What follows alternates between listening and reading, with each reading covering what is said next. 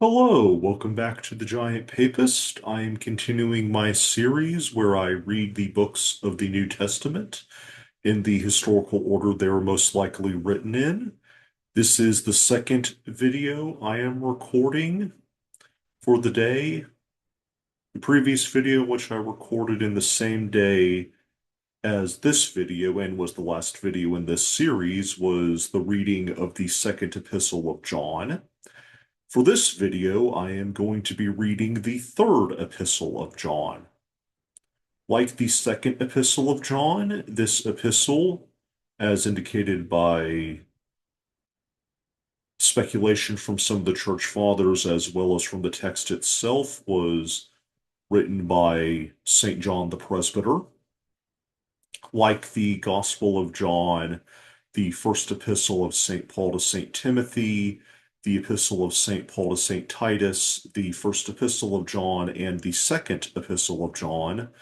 The year that the third epistle of John was most likely written in was around the year 65 AD. Like the Gospel of John, the first epistle of John, and the second epistle of John, the third epistle of John was most likely written in the city of Ephesus, which, according to extra-biblical tradition, is where both John the Apostle and John the Presbyter resided within the final decades of their lives.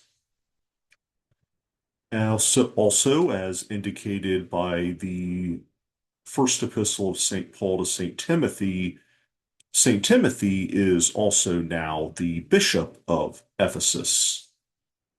That being said, both John the Apostle and John the Presbyter, the latter, which is the human author of this book, nevertheless held sway in some form of leadership, as you would naturally expect them to do so.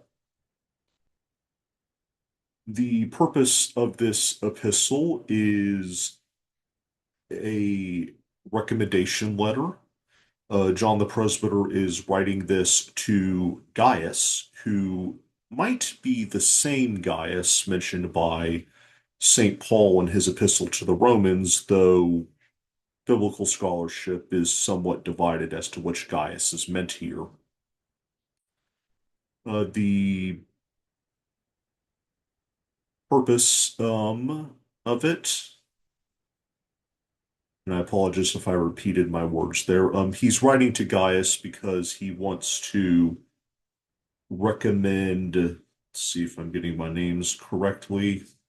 He's wanting to recommend a local Christian community led by Demetrius, a obscure Christian figure that has both the approval not only of John the Presbyter, but also of the surrounding Christian communities. So John the Presbyter is telling Gaius to welcome him in to the community and to not hinder Demetrius, unlike Diotrephes, who does not have the favor of John the Presbyter, to put it lightly, and is in fact getting in trouble with his rebelling against church authority. And without further ado, let us get to the reading of the third epistle of John. The elder, to the beloved Gaius, whom I love in the truth. Beloved, I pray that all may go well with you, and that you may be in health. I know that it is well with your soul. For I greatly rejoiced when some of the brethren arrived and testified to the truth of your life, as indeed you do follow the truth. No greater joy can I have than this, to hear that my children follow the truth. Beloved, it is a loyal thing you do when you render any service to the brethren, especially to strangers, who have testified to your love before the church. You will do well to send them on their journeys as befits God's service. For they have set out for his sake and have accepted nothing from the heathen. So we ought to support such men, that we may be fellow workers in the truth. I have written something to the church, but Diotrephes, who likes to put himself first, does not acknowledge my authority. So if I come, I will bring up what he is doing, accusing me falsely with evil words. And not content with that, he refuses himself to welcome the brethren, and also stops those who want to welcome them and puts them out of the church. Beloved, do not imitate evil, but imitate good. He who does good is of God. He who does evil has not seen God. Demetrius has testimony from everyone, and from the truth itself.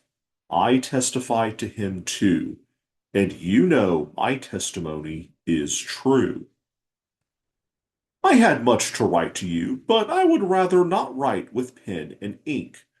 I hope to see you soon, and we will talk together face to face.